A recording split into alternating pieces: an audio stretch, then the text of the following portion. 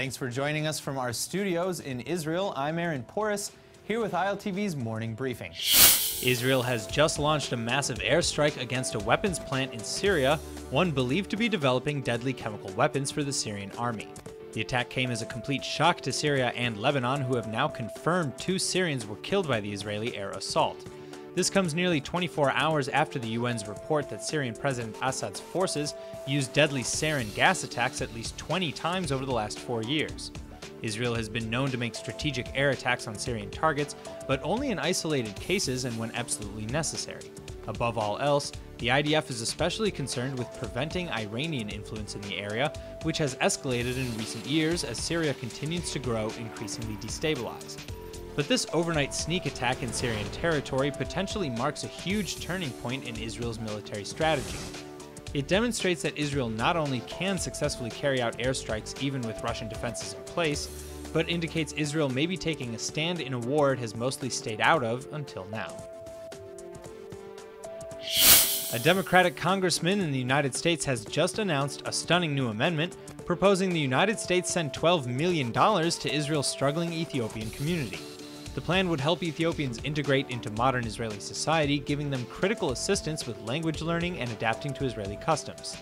This amendment comes from Representative Alcee Hastings, one of Florida's House Representatives on Capitol Hill, and someone who's visited Israel 18 times during his term in office. Israel's Ethiopian community is a cause he's been closely involved with over the years, and now he's hoping to help the Israeli government come up with the money it needs to help assist the minority make the difficult transition into Israel. There are nearly 150,000 Ethiopians living in Israel today, the majority of them born in Ethiopia. But the community has faced difficulties integrating into the Jewish state, often citing police brutality and discrimination from the Israeli public. The Ministry of Education believes they need around $20 million to fund programs that can help Ethiopians integrate, and clearly the congressman is hoping this $12 million bill can help get things done. The Jerusalem Planning and Building Committee is now set to debate on a very touchy topic: whether or not to approve 176 new housing units for a Jewish neighborhood sitting right smack dab in the middle of Jebel Mukaber, a neighborhood of Arab East Jerusalem. The debate is set to go ahead on Sunday, but the agenda is not listed in public filings. Nof Tzion, the Jewish neighborhood in question, currently consists of 91 units in 7 buildings, but this new expansion can bump it up to nearly 250 apartments. Expansion of Jewish settlement in predominantly Arab villages is seen by many as a more flagrant offense than just settling up in the West Bank, but Israel considers any construction in Jerusalem as legitimate. Only time will tell how this will end.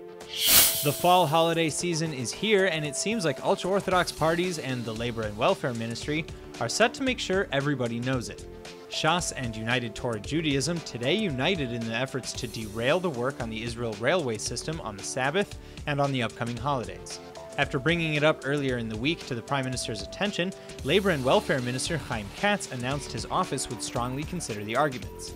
A short while later, the Labor and Welfare Ministry released a statement saying that, quote, "In the spirit of the month of Elul, the month of mercy and forgiveness, Labor and Welfare Minister Chaim Katz instructed ministry officials to examine the permits to employ workers at the Israel railways on their weekly day of rest, and to pay heed to public sensitivities during the high holy days and the importances of the days of repentance to the Jewish people," end quote. Further, it was announced that work will probably not take place during Rosh Hashanah, the Jewish New Year, Yom Kippur, the Day of Atonement, and possibly Sukkot, which among other things marks and celebrates the beginning of fall harvest.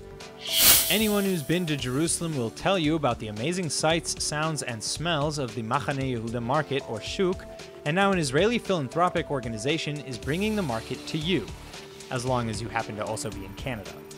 For those who aren't familiar with an Israeli shuk, just try to picture the opening scenes of Aladdin, just without the monkey. Street vendors from the Machane Yehuda market itself will be flying in to recreate the experience down to the cobblestone, and it's all to raise awareness for the Canadian branch of the Global Jewish Bone Marrow Registry. The registry, which is funding the market event, will be creating a replica of the market for Sunday, September 10th, and it looks like the support is through the roof. Tickets at $8 to $15 per person have already sold out, and it's easy to see why, too. When the Erez Mitzion Bone Marrow Registry's description says, quote, "Vendors in our space will replicate the exact look and feel of the market, taking you away to Israel for the day. Personalities come to life as vendors yell to the crowds, inviting you to taste their olives, dried fruit, borekas, candy, and spices," end quote. Well, sounds pretty good to me. That's all for now. I'm Aaron Porras, and see you later with our main daily broadcast from Israel at 2 p.m. Eastern Time.